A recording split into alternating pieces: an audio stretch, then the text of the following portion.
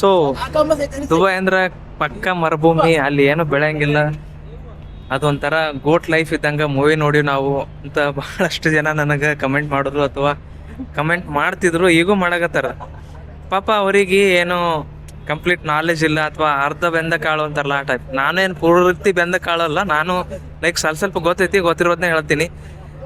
ಅಂಥವ್ರು ಲೈಕ್ ಅವ್ರು ಯೂಶ್ವಲಿ ಯಾವ ಥರ ಕ್ಯಾಟಗರಿಯಲ್ಲಿ ಬರ್ತಾರೆ ಅಂದ್ರೆ ಲೈಕ್ ಏನೂ ಓದಿರಂಗಿಲ್ಲ, ಅನ್ಎಜುಕೇಟೆಡ್ ಆ ಥರ ಬರ್ತಾರೆ. ನನ್ನ ಸಬ್ಸ್ಕ್ರೈಬರ್ ಎಷ್ಟೊಂದು ಜನ ಎಜುಕೇಟೆಡ್, ಲೈಕ್ ಡಿಗ್ರಿ ಮಾಡ್ಯಾರ, ಮಾಸ್ಟರ್ಸ್ ಡಿಗ್ರಿ ಮಾಡ್ಯಾರ, ಇಂಜಿನಿಯರಿಂಗ್ ಮಾಡ್ಯಾರ. ಅವ್ರನ್ನೂ ಅದನ್ನೇ ನಂಬಿಕೆಶಿಂದ ದುಬೈ ಭಾಳ ಡೇಂಜರ್ ಇದ್ಪಾ, ಅಲ್ಲಿ ಆಗಂಗಿಲ್ಲಪ್ಪ, ಅಲ್ಲಿ ಹಂಗಿರ್ತೈತಿ ಹಿಂಗಿರ್ತೈತಿ ಅಂತಾರ. ಅದನ್ನ ಕೇಳಿ ನನಗೆ ಎಷ್ಟು ಅಜೀಬ್ ಅನ್ನಿಸ್ತೈತಲ್ಲ, ಎಷ್ಟು ಲೈಕ್ ಏನಪ್ಪ ಇಷ್ಟು ಅನ್ಎಜುಕೇಟೆಡ್ ಅದಾರಲ್ಪ ನಮ್ಮ ದೋಸ್ತರು ಅನ್ನಿಸ್ತೈತೆ ಒಂದೊಂದ್ಸರಿ. ಮರುಭೂಮಿ ಐತಿ, ಬಟ್ ಆ ಮರುಭೂಮಿಯಲ್ಲಿ ಎಂಥ ದೇಶನ ಇವರು ಬಿಲ್ಡ್ ಮಾಡ್ಯಾರ, ಎಂಥ ದೇಶನ ಕಟ್ಟ್ಯಾರ ಅಂದ್ರೆ ಲೈಕ್ ಬಂದು ಎಕ್ಸ್ಪೀರಿಯನ್ಸ್ ಮಾಡಿದವನಿಗೆ ಗೊತ್ತಿರ್ತೈತಿ ಆ್ಯಕ್ಚುಲ್ ಆಗಿ ಏನೈತಿ ಇಲ್ಲಿ ನಮ್ಗೆ.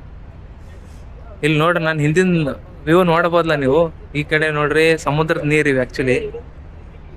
ಈ ಕಡೆ ಎಲ್ಲ ಲೈಕ್ ಶಾಪ್ಗಳದಾವು, ಆಮೇಲೆ ಫೆರಿ ಕಾಣ್ತಿರ್ಬೋದು, ಆಮೇಲೆ ಬೋಟ್ಗಳು ಕಾಣ್ತಿರ್ಬೋದು. ಆಮೇಲೆ ಆ ಸೈಡ್ ನಾನು ಮೆರಿನಾಕ್ಕೆ ಹೋಗಿ ಬಂದಿದ್ದೆ, ಮೆರಿನಾ ಬೀಚಿಗೆ. ನೀವು ನೋಡಿದ್ದಿಲ್ಲ ಅಂದ್ರೆ ನೋಡ್ರಿ, ಮೆರಿನಾ ಬೀಚದೊಂದು ವಿಡಿಯೋನೇ ಮಾಡೀನಿ ಸಪ್ರೇಟ್. ಆಮೇಲೆ ಬುರ್ಜ್ ಖಲೀಫಾದ ವಿಡಿಯೋ ಮಾಡೀನಿ. ಇದೆಲ್ಲ ಒಂದು ಮರುಭೂಮಿಯಲ್ಲಿ ಇಷ್ಟೊಂದು ಕಟ್ಟ್ಯಾರ.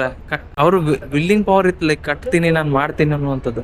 ಎಷ್ಟೊಂದು ಜನರ ಹತ್ರನೂ ಪೆಟ್ರೋಲ್ ಐತಿ, ಲೈಕ್ ಕ್ರೂಡ್ ಆಯಿಲ್ ಐತಿ, ಸೌದಿ ಅರೇಬಿಯಾದ ಐತಿ, ಎಲ್ಲ ಐತಿ.